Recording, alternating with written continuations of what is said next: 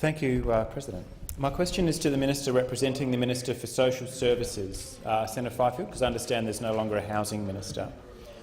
Senator or Minister, are you aware that the National Partnership Agreement on Homelessness expires on 30th of June, putting at risk hundreds of jobs across 41 different organisations providing at least 80 different support services in Western Australia?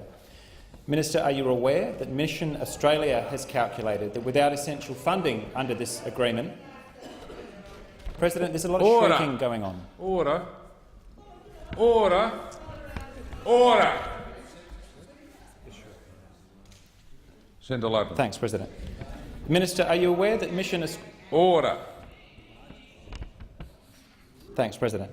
Are you aware that Mission Australia have calculated that without essential funding under this agreement, some 80,000 men, women and children will be adversely affected and forced back into dangerous situations of homelessness or situations approaching homelessness, and that the jobs of some 3,400 staff across Australia would be in jeopardy?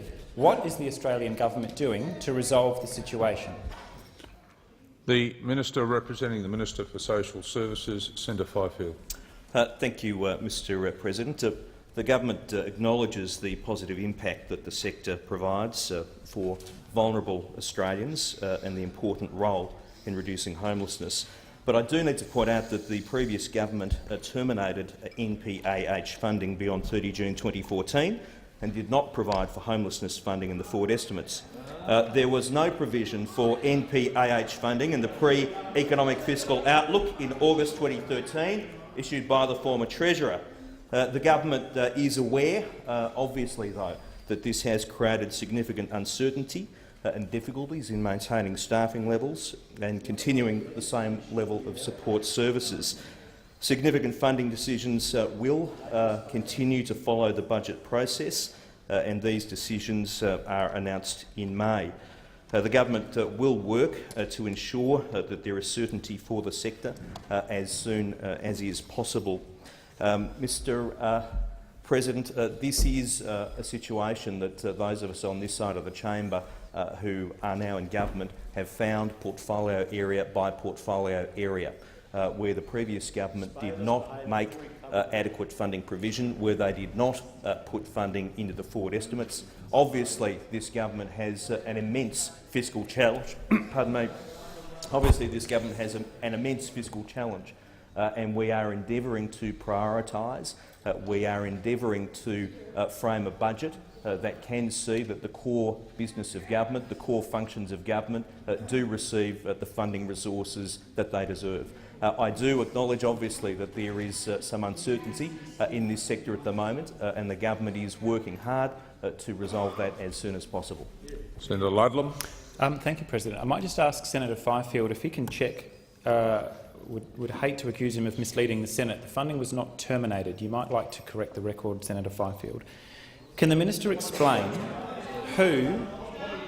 Can the minister explain who, if anyone, is providing the government advice on homelessness and housing affordability, since you axed the Prime Minister's Council on Homelessness, the Select Council on Housing and Homelessness, abolished the National Housing Supply Council and the Major Cities Unit? Do you actually have a policy on housing, and can you provide it to us if you do?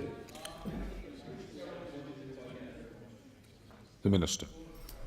Thank you, Mr President. The government does, contrary to what Senator Ludlam was seeking to perpetrate in the Estimates Committee last week, have a housing minister. Minister Andrews is the minister responsible for housing. It is an area of priority for this government. This government won't necessarily receive advice from the same sources and in the same mechanisms as the previous government. It's up to each government to choose the mechanisms that best suit them.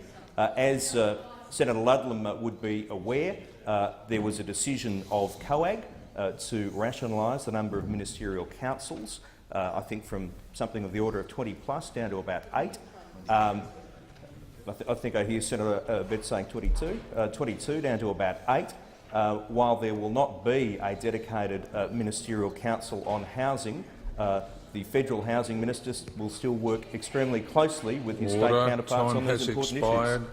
Senator Ludlam. Thanks, President. I thank the Minister for his answer. Minister, can you inform Western Australians who are carefully considering who they're going to vote for in the forthcoming Senate by-election and who are suffering acutely from some of the least affordable housing in the country, whether you have any policy whatsoever on housing affordability or whether you just intend to run the campaign on three-word slogans? Order. The Minister. The Minister. Mr. President, it is as true of the housing portfolio as it is of every other government portfolio that you are in a much better position to assist the Australian people if you have a government that is living within its means, if you have a government that is not spending billions and billions of dollars on interest payments, because every single dollar that is spent on an interest repayment is a dollar that cannot be spent on housing, is a dollar that cannot be spent on health, is a dollar that cannot be spent on transport, is a dollar that cannot be spent on people with disability. And something that this chamber and those opposite need to understand is that there is an opportunity cost for each dollar that goes on an interest bill. We're working hard. We're working hard on getting the budget back into balance. We're working hard on a plan to repay debt. If we do that, we will be in a much better position than those opposite ever were to do the right thing, including in housing policy.